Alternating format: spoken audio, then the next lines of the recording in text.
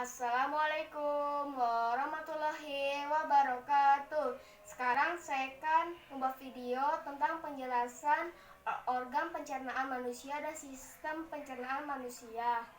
Organ pencernaan manusia terdiri dari 6 bagian. Yang pertama mulut, yang kedua kerongkongan atau esofagus, yang ketiga lambung, yang keempat usus halus, yang kelima usus besar, dan yang terakhir yang keenam adalah anus. Sistem pencernaan manusia seperti ini ya. Makanan masuk ke dalam mulut. Di dalam mulut ini terdapat gigi, lidah, dan kelenjar ludah. Makanan di sini akan dicerna secara mekanis dan kimiawi. Pencernaan secara mekanis menggunakan gigi dengan bantuan lidah. Sedangkan pencernaan kimiawi menggunakan enzim pekthialin yang ada di dalam ludah. Setelah makanan dicerna di dalam mulut, makanan akan masuk ke dalam kerongkongan. Di dalam kerongkongan, makanan akan didorong dan diremas-remas melalui gerakan peristaltik. Gerakan peristaltik adalah gerakan mendorong dan meremas-remas yang dilakukan oleh kerongkongan. Gerakan peristaltik ini tidak hanya dilakukan oleh kerongkongan, tetapi juga terjadi pada lambung. Setelah makanan dicerna di dalam kerongkongan dan diremas-remas, makanan akan masuk ke dalam lambung. Di dalam lambung, makanan juga akan dicerna secara mekanis dan kimiawi.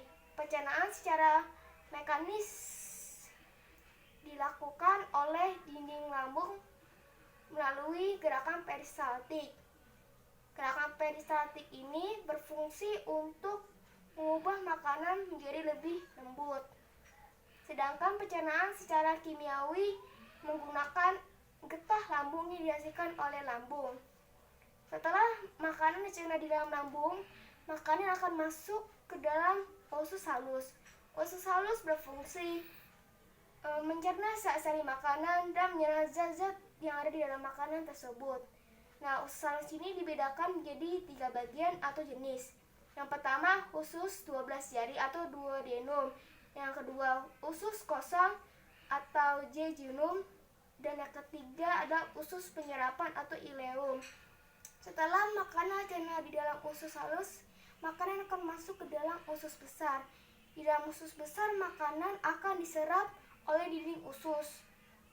Selain diserap airnya, makanan juga akan dibusukkan oleh bakteri yang bernama bakteri Escherichia coli.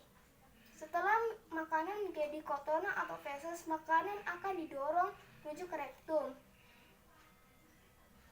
Rektum adalah bagian terakhir dari usus besar. Setelah di dalam rektum, makanan akan didorong menuju ke anus. Anus merupakan tempat pengularan, tempat keluarnya kotoran atau feses dari usus besar. Apabila rektum ini penuh dengan kotoran, maka rektum ini akan berkontraksi untuk mengeluarkan makanan dari usus besar menuju ke anus. Wassalamualaikum warahmatullahi wabarakatuh.